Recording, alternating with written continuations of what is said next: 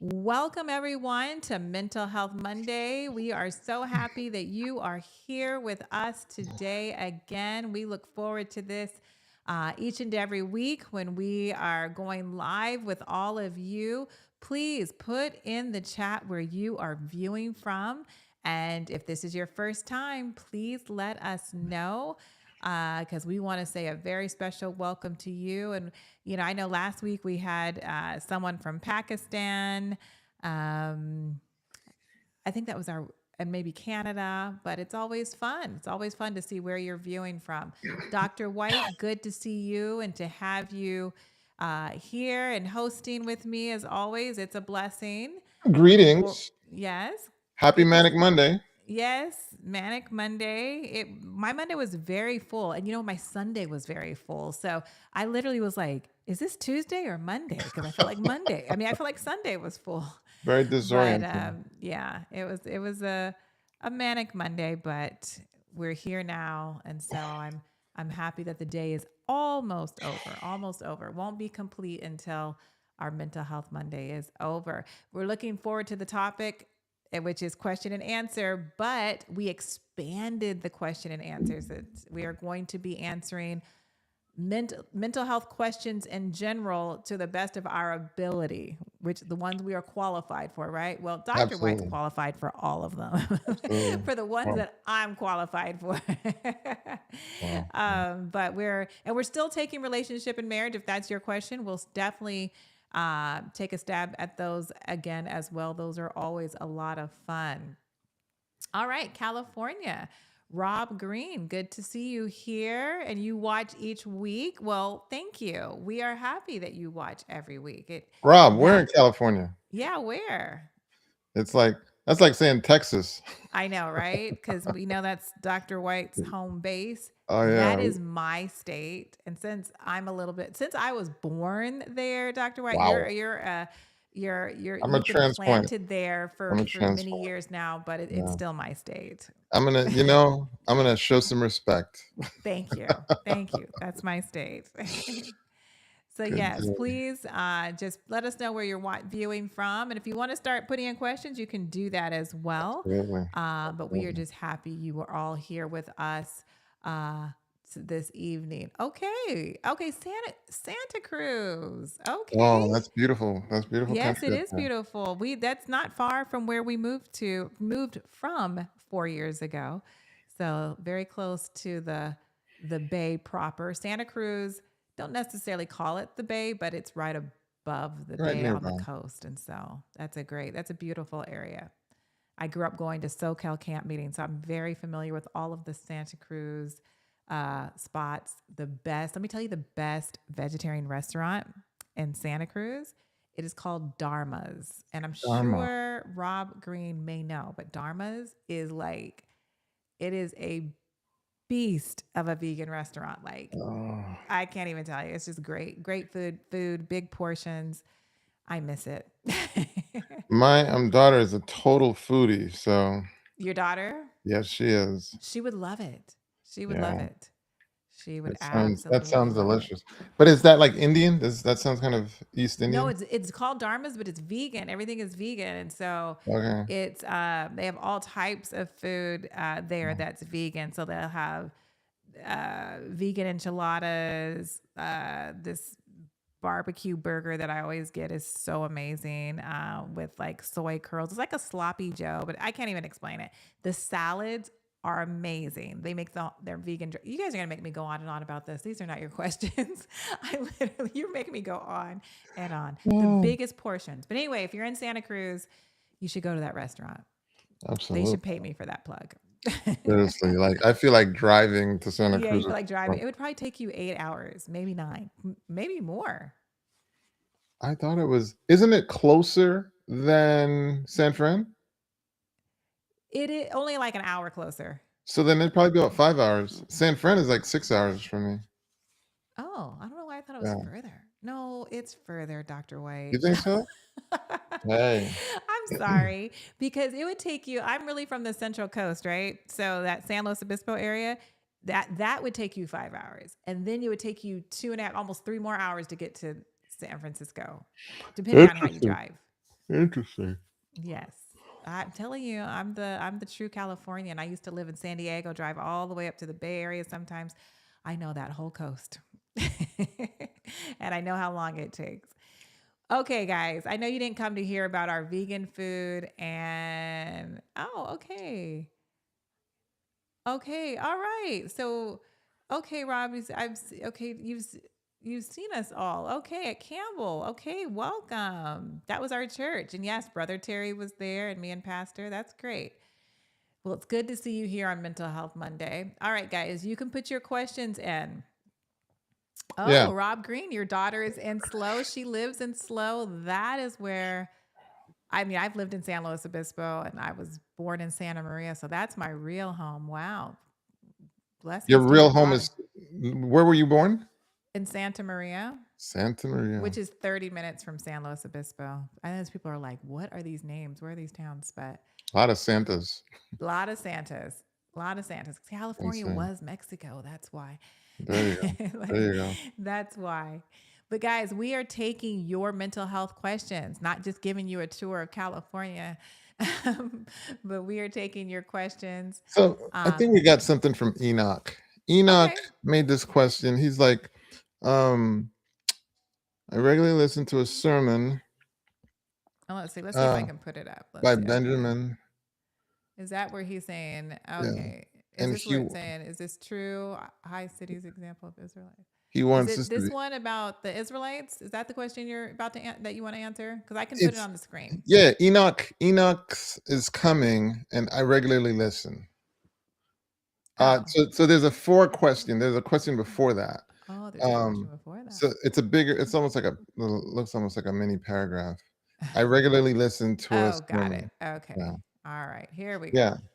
I regularly listen to a sermon by Benjamin NG, Like SD Neek, right? Malaysia, and he Mm-hmm. warns us to be careful what we wish for because God may give it to us, whether for good or worse. He cites examples from Bible.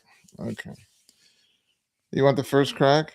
Um, Oh no, I mean I'll take it. no, I'll take it, even though it's not a mental health question. I'll take it. Um, so I don't think we have to be careful what we ask for because God is going to answer our prayers the way that he sees fit, even though if we don't know, even though if we don't know how to articulate them and what we're, or maybe the thing we're asking for, if the thing is what we're asking for is not good for us, he's not going to answer that prayer. He's going to answer it the way he wants to answer it. So I don't think we have to be afraid. We don't have, I'm curious to what those The examples concept. are Yeah. from the Bible because I can't think of one where somebody prayed something and then God was like, "Well, you prayed the wrong thing, so here you go," and you're gonna, that's real. I'm just No, saying. I'm sorry, Enoch. I don't. So you would have to maybe provide the example the pastor or speaker gave you, but even though this is not Bible Answers Live, but we right. are. We are Bible. Yeah. We're I, students of scripture. I attempt to be a Bible student, but Exactly. Dr. White's Yeah. a Bible student, and I'm married to a Bible student for sure. No question about it. Well, I think first and foremost, we'll remember the text, all things work together for good Amen. to those who are called, I guess, according to his purpose, something to that effect. And I'm sorry, I can't quote the exact location, but it's a pretty popular verse all the same. Mm-hmm. Uh, the notion of God being indiscriminate in granting our wishes, it's honestly, it sounds more reminiscent of an accusation against Lucifer than against God, to be honest, because it's more like from a Luciferian standpoint where he would give you whatever you want or something like that. Mm-hmm. Mm-hmm. Um, God is okay. Let's put it like this, right? Who's a better parent, you or God? You know, Right. God is obviously the better parent. Absolutely. Um, if your child asks you for a pet viper, right?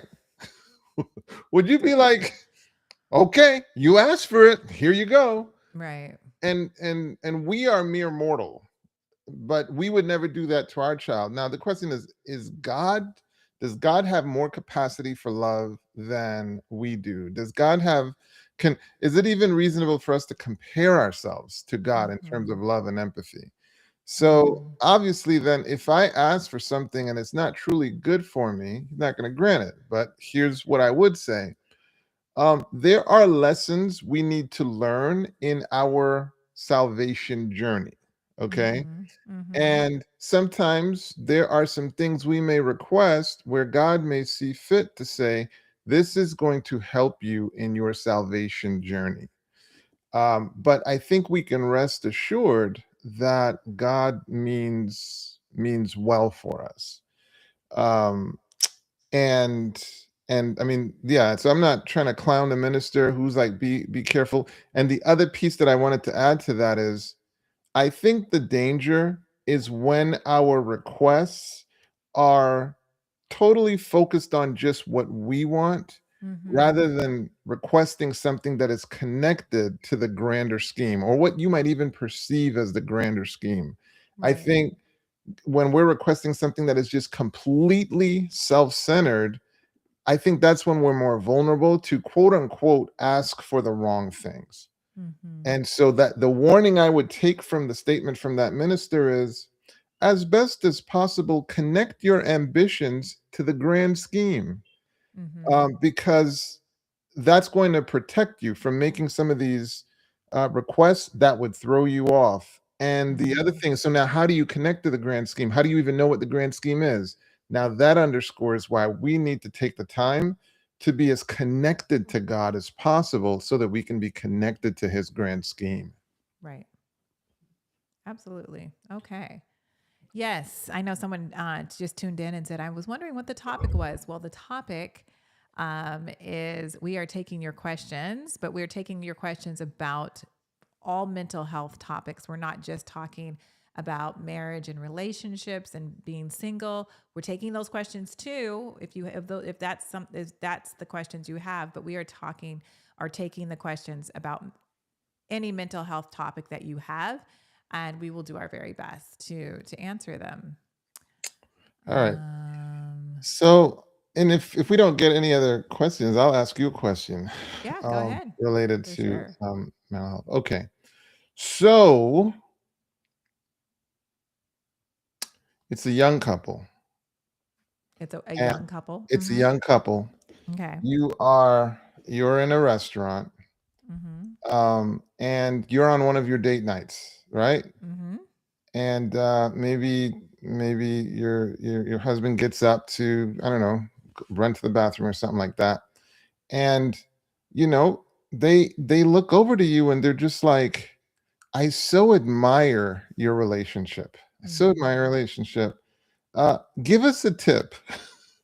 Give us a tip on how we can experience what you're experiencing 25 years in. What are your thoughts? What would you tell Mm, that young couple? 27 years in, but 27. And what wow. did I say? Did I say 25? You said 25, Yeah, I'm 27. telling on myself. Yeah, you guys are 25.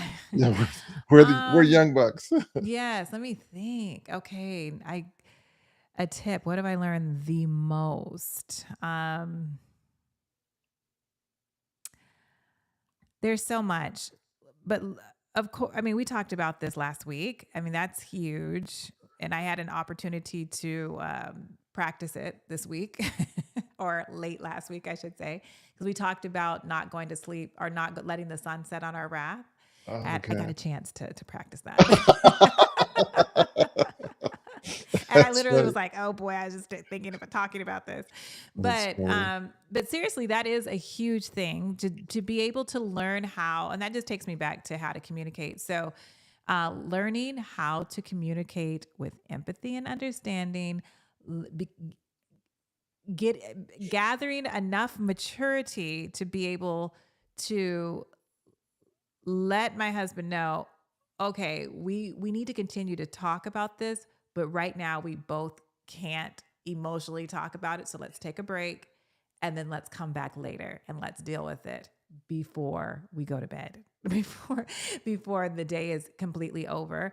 Um, that is what I definitely would say that that's probably one of the biggest things, because when you're able to take a mature time out and put yourself on timeout, um, and then come back and discuss it later, it saves you a lot of yelling or screaming or insulting and hurting each other's feelings and saying things that you're going to regret and all of that. Because if you don't take that time out to calm down and breathe, you're going to deeply offend each other. That's profound. That's very profound.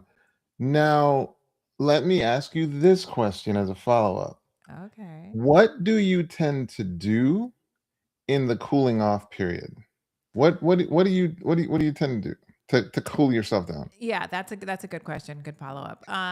So for me, I mean, the most of our viewers are Christians, and some may not be. But for me, I'm going to take some time just talking to God, and trying to figure some things out, and just let my heart rate go down so I can open up this part of my brain that's like wise and think and really talk to myself and be like, okay, just letting the Holy Spirit minister to me to calm me down and remind myself not to take everything so personal, try to see things from other sides. You know what I'm saying? It just takes, it's a whole bunch 100%. of dialogue that's going on in my head to remind myself of my husband's personality. Now, this is me as a therapist and 25 years in. I mean, I surely didn't know this probably 10 years in, but just knowing my husband's personality type, mine.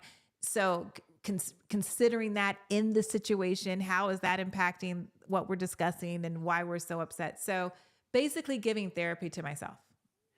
That's deep. No, I Yeah. think a powerful thing you said was you go from talking to your husband to talking to God. I think Yeah. that's just amazing. I mean, because there's so many people who they pick up the phone and they start talking to someone that's not necessarily a good influence. Yeah. I'm not Or calling anybody. well, calling somebody or watching something that's not helpful, or sometimes just like stewing in your own thoughts to make it even worse. So I think that was great. Okay. Well, Right. that was just to keep ourselves busy while you guys got your Yes. questions Yes. going. And if we don't stay busy, I'm going to ask you some questions too. Hey, All I'm right. We down. have, how do the pressures of life affect our mental health? Great question. And why some people seem to deal with the pressure better than others. I'm going to let Ooh, you go. absolutely. Kind of goes with your book a little bit. Exactly. Well, Hmm. Deborah, um, so what's interesting is a lot of people don't know that when we talk about stress, there are actually two forms of stress. One form of stress is distress, and that's the stress we're often thinking of. And but most of the time you hear a person talk about stress, they're talking about distress. There's another form of stress. It's called eustress. Eustress is actually good stress. Well, what on earth is the difference? What would be the difference between distress versus eustress? Distress is what you experience when the pressure and the demand actually overwhelms your resources. When your resources are overwhelmed, when someone's asking you to do something and you're exhausted, whether it's financial or your energy or what have you, well, then in those situations, then you actually will feel distress. But there's another thing where a person is placing demands on you, but you have more than enough resources to deal with it. That's eustress. Well, you're so now let's see. You just said, well, oh well, she moved the question.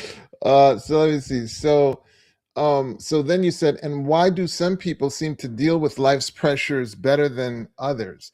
Well, because they, whether conscious or subconscious, have figured out how to shift it over to eustress. They know how to set the boundaries. They know how to deploy their emotional intelligence to shift things over to where they can actually manage it. Sometimes it's setting boundaries. Sometimes they're like, no, that's not going to happen. Whether the no is beautiful or ugly, but it's issued as a no. No, I don't do that. I don't do that. So that's not happening. And so what they're doing is they are employing the boundaries to keep their life in the eustress zone where they can deliver at their best. So, Mm, what does stress do to you, especially the distress part? It'll shoot up things like cortisol, for example. mhm, And the body can really handle cortisol, but when it pulses, when it's pulsatile, right? So when you have acute stress, right? You're scared of something, you run, you hide, whatever, you fight, flight, whatever. It can accommodate pulsatile cortisol. But when cortisol is chronically elevated in the body, that's when it impacts the body negatively. That's mhm, when it's neuronally toxic. That's when it's not as good for you. So I could go with a bunch of examples, but I think you get the point. So it's mhm, eustress versus distress, mhm. and having the emotional intelligence to know how to keep things in the eustress zone. Yes. All right. Great question. Great answer. Thank you for that question and answer. All Thank right. you. I just got out of a 13-year relationship with a narcissist. He was abusive and turned my mother against me, Ooh, who also I suspect is a narcissist. She deleted me from Facebook and Messenger. First, I want to, I think it's Michelle Walker. I am so sorry for your experience.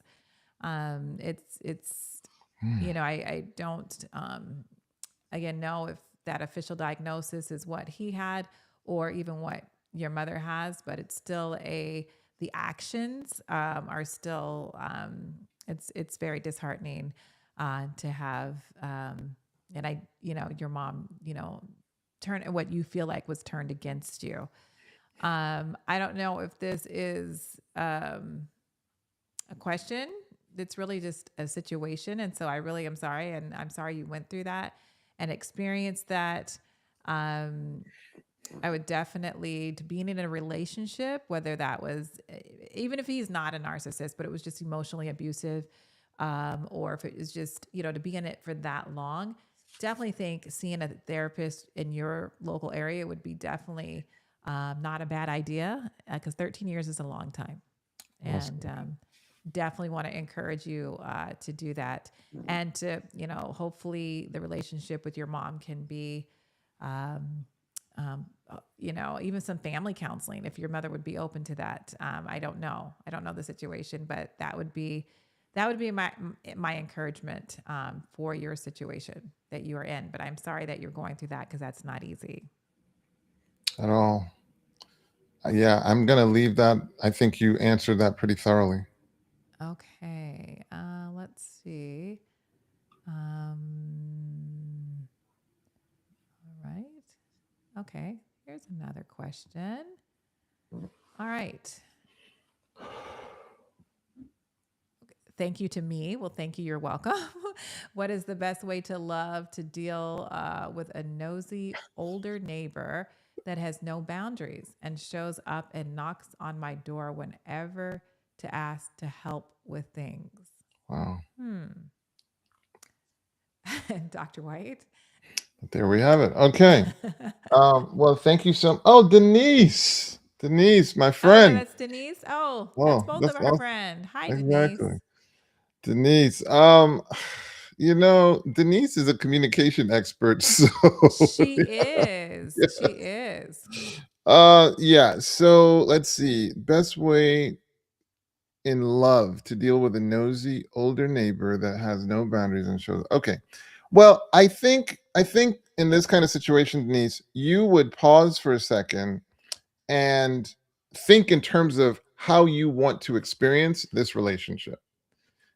We all have had our lives impacted positively by folk who are older than us at some point. We've all had the sweet little old ladies that were kind and had nice words for you when other people didn't have them. So I think deep down, we all want to be kind, generous, and just demonstrate some reciprocity. I think we all pretty much do that. But Denise is saying, well, there are limits. I can already hear you talking, Denise. Um, there are limits, I could right? hear her too. So The idea now being is, I think in your mind, you have to get a picture of what you want the relationship to look like. Mm-hmm. All right. So the first step is just identifying what you want it to look like, because then the next step will be, okay, what will you communicate to that person? At which point, in my thinking, when they came over, you would be prepared to, okay, well, we're gonna have a conversation since you're coming over. I gather this might not be a person to invite for a cup of tea, but it might be, hey, have a seat outside here. You might have some two chairs set up or whatever, and just have a conversation with the person. Um, yeah, hello, tell me about yourself, and you have a conversation. Get to know them, see how they're feeling, where they're at with things. Um, because sometimes people they're at the edge of Mm-hmm. their well-being. They're at the edge, and sometimes these might be gentle ways of crying for help. So that's why I think finding out who they are and what it is that you're dealing with is so important. You know, Mm-hmm. and then after you've done your preliminary assessment, find out who they are, what they're about, why they see you as their supposed solution. Then you can let them know, hey, this is how I envision this relationship. Mm-hmm. These are the boundaries. This is when it's okay for you to knock. These are the things that I can provide support for.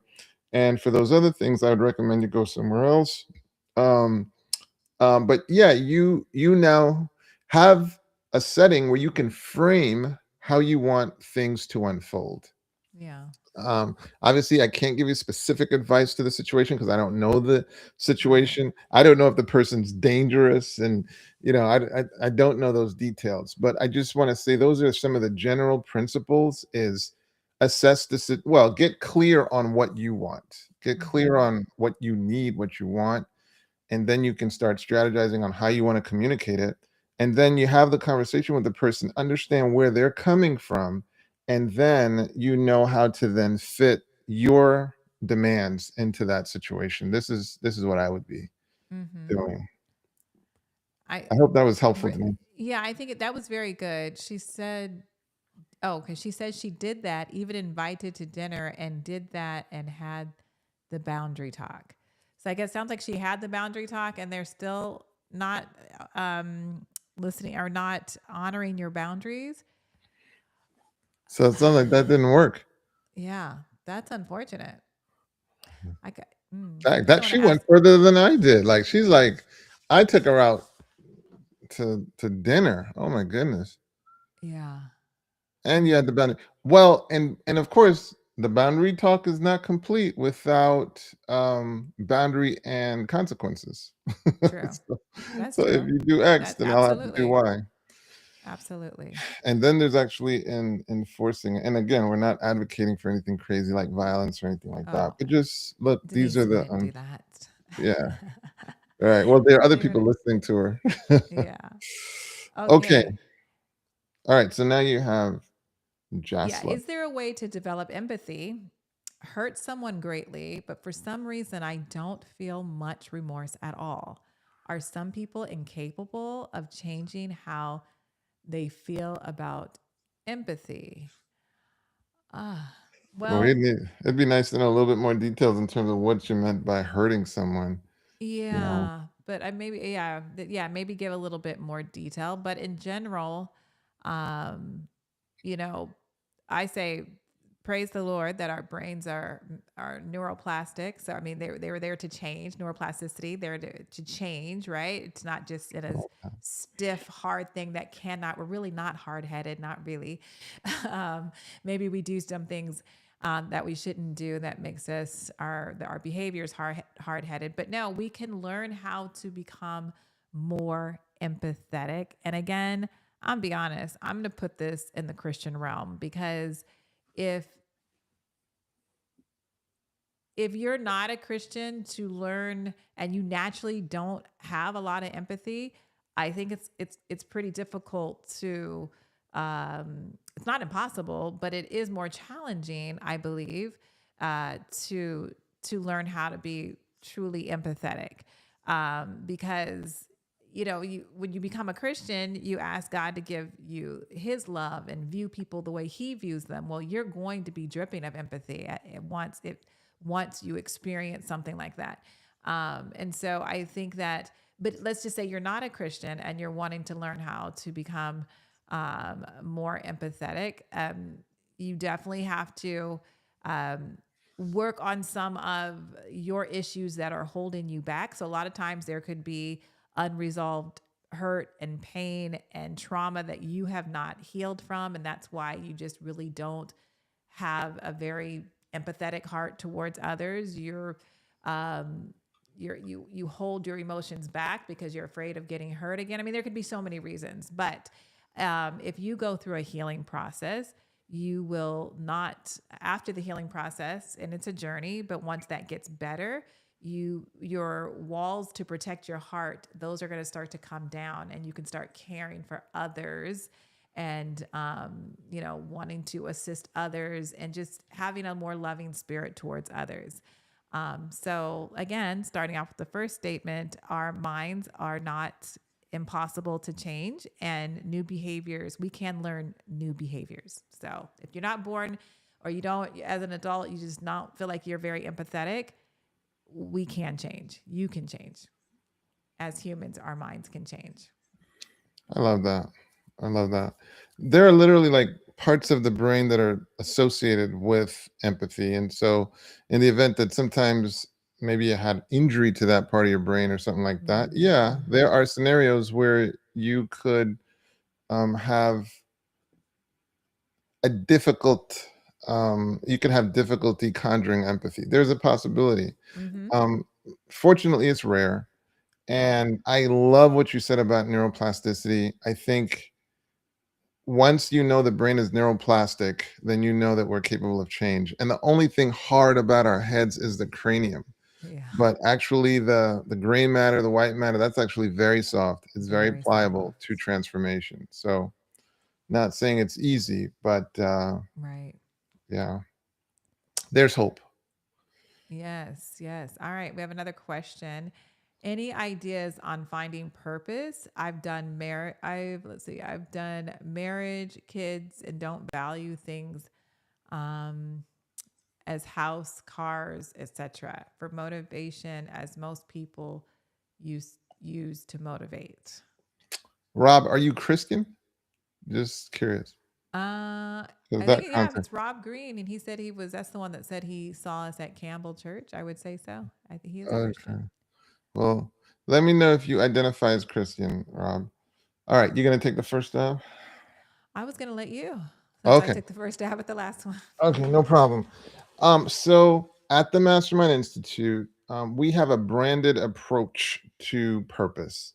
And we talk about there being three dimensions to purpose. It's almost like those three dimensions form a triangle, and your purpose lives within it. The first Mm, dimension of purpose is the defining moments from your path. Okay, that first dimension is your path. And if we were to sit down, Rob, I'm pretty sure there are these moments in your life, these things that occurred that actually define you mm, and shape who it is that you are today. So that first dimension is your path. So in other words, it's worth taking some time at times to think, what are some of the key mm, issues that have impacted my life that help define who I am? The next dimension of purpose is talent. We all have a talent. We all have something that we have a natural aptitude in. Um, well, we have a responsibility to distill that talent into skill. And that is the mhm, second dimension of your purpose. Because you can see, um, I am paraphrasing, but King Solomon, he says, a man or woman skilled in his craft will serve kings. I'm paraphrasing that brutally, unfortunately. But in other words, it opens doors. It opens mhm, doors for you to get skilled, but that contributes to your purpose. And then the third dimension to your purpose is the calling, it is impact. So, in a secular sense, we talk about impact. In a Christian religious context, it's a calling to be godlike. mm, So Rob, we are entrusted with situations to show what God would look like in that situation. Yeah. And so now when you line up those 3 dimensions, you're gonna see your purpose kinda lives in that. So now you see why your purpose is so unique for everyone. Everyone has Mm, different defining moments, different talents, different skills, and called to make a different impact. But those mm. 3 dimensions help you identify what your purpose is. Let me know if that was helpful, Rob. All right. Yes, and he said, Rob said, yes, he is a Christian. So I'm sure that was, and yeah, he said amen. So that was helpful. Okay, beautiful. That was helpful. Okay, well, guys, we are taking your questions on any mental health topic and relationship, mental health topic that you want to ask a psychiatrist and a licensed marriage and family therapist. This is your time. We have time for more questions. Want you guys to know that this is our last Mental Health Monday for the year. We will be back in January, but this is the last one for 2025. So definitely take this opportunity to ask us questions. We definitely want to answer your questions. While we are waiting for more questions, Dr. White, Yes, ma'am. since you're always asking me questions, goodness, what do you find what do you find most challenging about being a psychiatrist? Oh man, that's easy. Um, it's interesting the infrastructure that is supposed to support you, and I Mm-hmm. mean it's like simple things like insurance and Mm, like insurance saying, "Hey, we're not going to pay for that patient," or hurry up. We're not sure there's still a clinical indication for this, or even though some you're providing them notes and documentation that you're needing, like, so you they got to know do that. better than you. You Okay. gotta do that. You gotta do that. Yeah. Or, I mean, and so or just denying. Like, can you imagine you eat a burger and like imagine you own a burger shop and you feed the patron, they paid for it, um, and then subsequently they're like, I need my money back because I wasn't really that hungry. Mm, But like imagine that attitude. Or a yeah. middleman jumping, hey, you don't have to worry about payment. I'll negotiate payment. And they're like, well, since I have a million, patrons, we're gonna decide if you get paid or not. And I just don't think the person was that hungry. I don't think the burger was that good. Mm, Yeah, you're not gonna get paid. And you're supposed to run a business on that. That's mm. unpleasant. I would say Yeah, that's I that that's is it's unpleasant. very unpleasant, and that's I get the world of business here in America. I believe what the Bible says: the love of money is the root of all evil. Meaning, I feel like they're interfering with someone's care, possibly because they don't want to continue to pay out, even though people pay into insurance Yeah. each and every month, and when they need it, they should be able to get the most out of it. Or But imagine everyone comes into the restaurant, they order their burgers, and they all leave. And 30 days later, you might get payment from, I don't yeah, know, that's frustrating. 80%. 30 days later, like, why? Like, Yeah. why wouldn't you just anyway, those are some of the headaches that you're just like, okay, patients not appreciating the care. That's unpleasant as well, you know. Yeah. Um when yeah there is a real issue of violence against healthcare workers. Mm. I mean, like, people wouldn't even think about it, but like, here are these people, you've given your life to service, Mhm. and things will escalate at times to where there's violence, and it's like those are the things that just they take the fun out of it, I would say. Yes. Yes. Don't Name let a my few. husband hear you say that because he'll be like, "You're not going." Meaning, like, meaning if he thinks that there's if I could possibly be in danger. I've never had anything like that. I'm wondering if it's because of the how you practice medicine or practice medicine the way yours is set up, that you run into that. Because I've never run into that. I've definitely been cussed out, You've but been well, I've been like cussed out. I've definitely so had some so F bombs once or twice in the last 8 years, but right. So that's just a preamble. That's just the yeah. preamble of where things can go. Mm-hmm. Well, we're dealing with we're dealing with people who are demonstrating substance-induced psychosis. Right. Exactly. They're on 72-hour holds. So the whole Yeah. hold concept is you're a danger to yourself, you're a danger to others, or Right. you can't take care of yourself right now. So you need to Um, be where so they are. folk don't take Mm-hmm. too kindly to that. So but yeah, we deal with some pretty high stakes, high Yeah. pressure situations. But Well, at least you yeah. live in a state that does that. I I was Well, in shocked when I Alabama, there's no hold laws in Alabama? you have to go in front of a judge and say why you believe that this should happen. By the time you do all of that, the person could hurt themselves, hurt somebody else. It is, I know this is on YouTube, but I don't care. This is just the most insane thing that I have ever seen. I was shocked when I came. I was like, what do you mean? There's not a 5150, like it has to be, and it has to be voluntary. They have to voluntarily do that, or you have to go before a judge. And it's all because, that's their constitutional rights. You're stepping on them. And really. Because people don't exactly cooperate with this process, mind you, so you I can know. imagine. I mean, Yeah. and let me tell you, like, what's interesting about it is you'll literally have a patient who'll say that, "So, are you having any thoughts of harming yourself?" And they'll be like, "Yes." You're like, "Okay. All right, now I wanna go." And you're like, well, Or wait a minute. or Right. they'll talk about, like, harming someone else. "Yeah, Imma go Yeah. and kill that person." I'm like, "Hold on. Like, And you are have to you" take the time and go before a judge. Who knows how, I mean, that and they're like, even if it took a day, it would be a day too long well, or does it some mean at hours too least long. the police force is a little bit more responsive, or can you even get the police involved?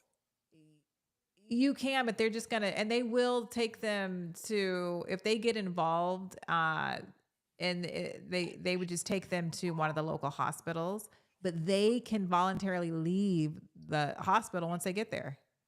Sis, man, that's I don't want to get too political on here because it's not about that, but we can have a well, topic off mental here. health, but oh my, but anyway, Yeah, it it those are it like really, all the yes, we have questions. questions. Here we go, guys. How do you protect your heart from a family member who is holding on to, I'm gonna get you a little bug thing for Christmas because Oh that's the my second time. goodness. It's I'm like sorry, it's they're a all question. over me today. I Oh, see that. Okay. How do you protect your heart from a family member who is holding on to anger, resentment, and bitterness? My brother and I were so close. This almost killed me last year. Mentally exhausted. Oh, I'm mm. so sorry. I can't see the name, but to the person who asked the question. Says Madi Yeah. Exon. Okay. Is it okay? Amani Mhm. is the name. Well, Madi Exon, Oh, Mani. Modi Okay.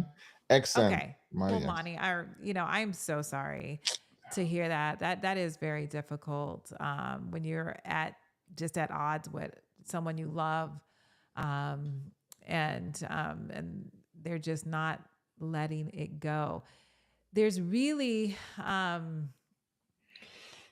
okay. The first question, she said, "How do you protect your heart from the family member?" I mean, that's like setting down boundaries. I mean, I don't know. Like Dr. White said earlier, we really don't have enough information on how. We know he's holding on to anger and resentment, but I'm in bitterness, but I don't know how that's showing up. Like, is it? We just don't know if it's just emotional abuse to you or just being very cold and mean when they're in your presence. I don't know, but Oh, you Monique. definitely you can't do anything about him as far as changing him. Again, if you're a Christian, of course, the number one thing that you are to do is pray for him and yourself. But then also, if it's so hurtful and harmful to you, and of course you're trying to protect your heart, is there needs to be a healthy boundary of distance.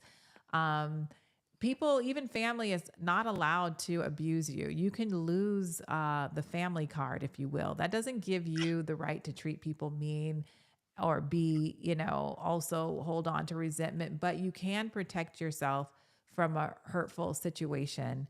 And you can love somebody from a distance if they are, oh, Monique. Okay, Monique, this is your question. Um, if they're harming you emotionally, again, if you're in their presence or just, of course, physically not being kind or verbally or whatever the case may be. However, you need to protect yourself, you need to protect yourself. And it sounds like some distance is the best. And in that, you could still be loving a person from afar, but just not putting yourself in a situation to be harmed emotionally or physically. Uh, so, and Monique, what I would, and I apologize for being distracted by the fly, but Monique, the one thing I would offer is when seeking reconciliation, it can be helpful to take some time to identify, is there anything I can take responsibility for? Okay. Is there any of this that I can own? Is there, is my side of the street completely clean? Those are some things. And then when you're able to identify, okay, well, this is what I can take responsibility for, sometimes that can make room for some dialogue. And you can imagine, if there's nothing you can take responsibility for, that means it's going to be pretty hard to strike up any conversation, because when people are in conflict, there are things people often have time to hear. There are things people often have time to hear. Things like, here's where you're right, or here's where I'm wrong. People always have time to be like, I got time to hear that. And what people, on the other hand, don't have time to hear is how you're perfectly right and they're perfectly wrong. Like, people, that those are not conversations that tend to open up dialogue. And that's not to say that you are in any way wrong in this, I because we don't know the scenario. But I Mhm. also love, Sister Tante, that you mentioned people can lose the family card. You know, Mhm. I think there are people who, when they don't think they can lose that card, they don't own the reality that you're responsible to be familial. If you Mhm. want to say that we are family, then that means you need to be familial. That Yes. means there's a certain level of respect you should show since we're family. There's a certain Mhm. level of love you should show since we're family. There's loyalty, there's all these values, but you can't just say we're family, but then act unfamiliar. Amen. That doesn't go. No, Absolutely. you can cash in that card. You can act, and that's where you see the proverb saying, "There's a friend that sticks closer to a brother." Um, Mhm. there's a friend that is more familial than a brother. So that's a powerful Mhm. statement that you said. Oh, and then the other Great. thing is, do your work. Like, this is hurtful and this is traumatic. So get yourself some support. Find some therapeutic settings where you get to explain what this means to you. You can get it Mhm. out there. You can talk about it so that you can then identify the behaviors that will heal you. Mhm. Because obviously this sounds hurtful. So you need to identify the behaviors that are going to heal you. You need to identify the boundaries you get to set to protect yourself, as you said. Mhm. And part of that reflection, hopefully, you'd be like, hey, what can I take responsibility for? How did I contribute to this? Um, or not. Anyway, hope that was Yeah, helpful, Monique. that was perfect. And hopefully that was helpful to you. I thought those were great answers. This is going to be, well, we have time for one more after this one if you want to put it in the chat. So hurry up, and you have a few minutes to put it in the chat. But this next question is, how should you deal with someone who complains about the same thing over and over for years and then gets offended when you share your opinion?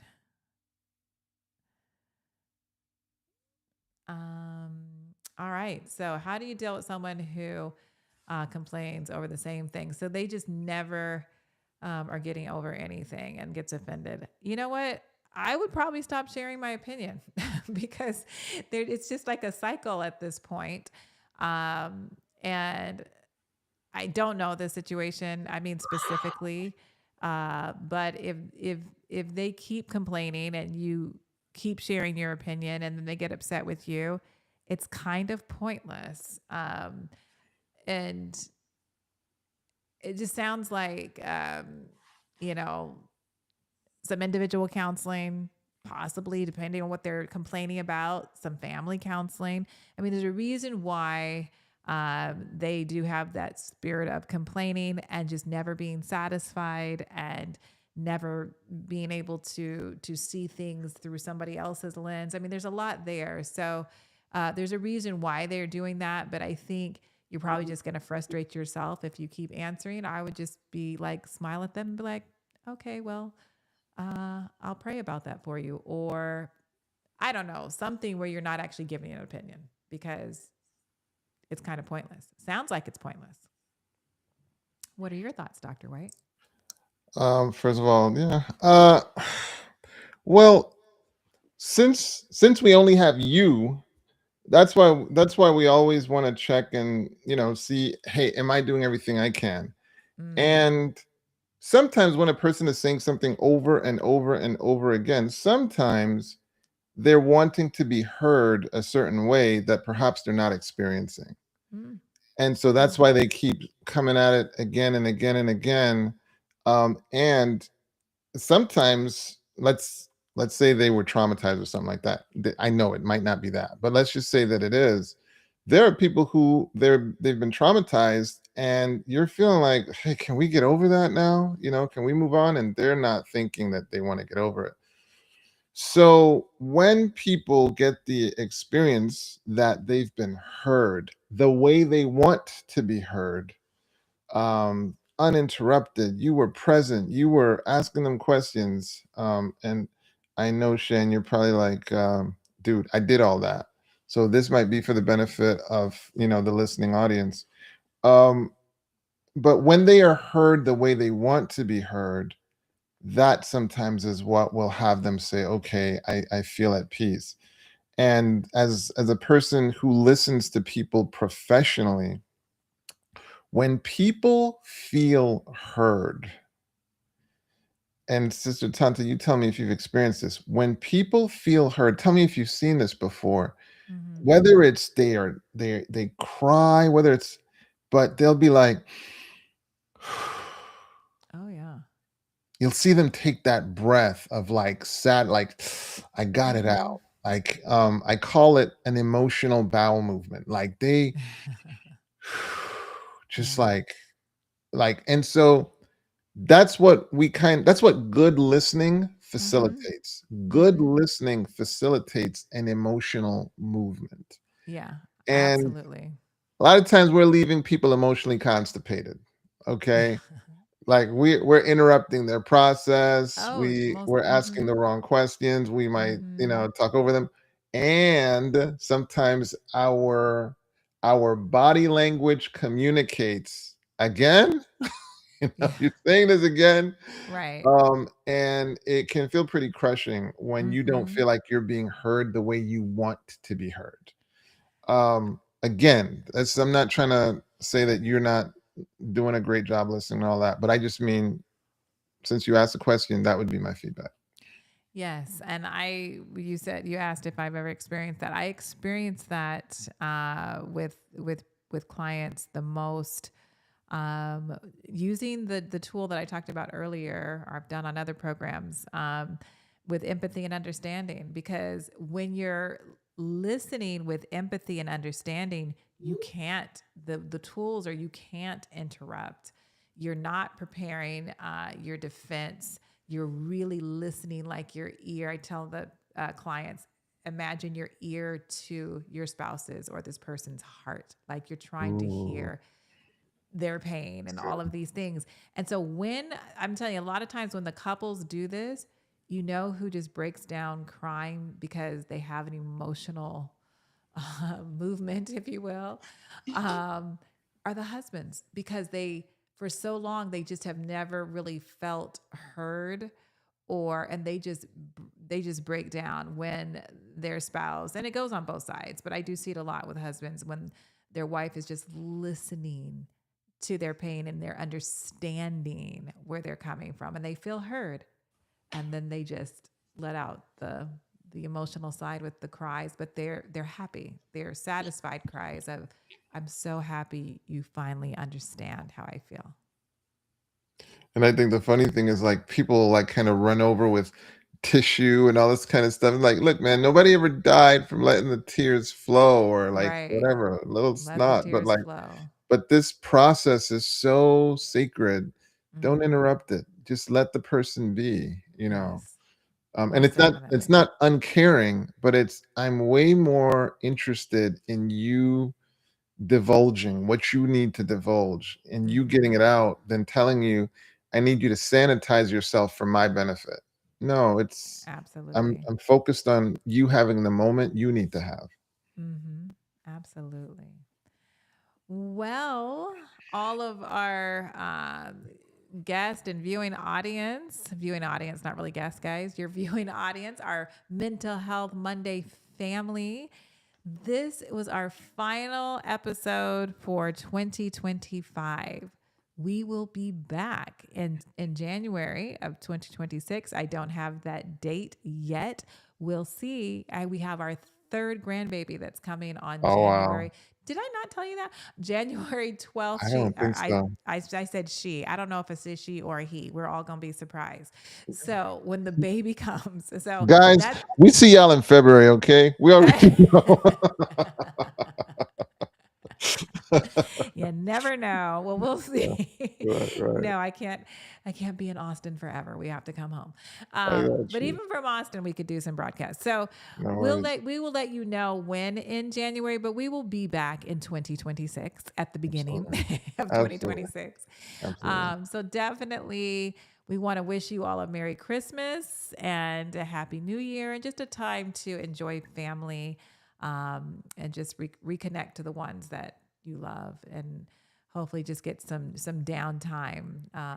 The holidays are great for that. Even if you don't, for some reason, if you don't celebrate Christmas the way everybody does traditionally, it's just a great time to spend with the ones that you love. Absolutely. Merry Christmas. Happy New Year. And Yes, definitely remember the reason for the season. yes, Okay. most Um, definitely. Okay, well, have a good evening, and we'll see you next year. Happy holidays to you as well, sis. Yes, you Take too. care. Bye Bye bye. bye.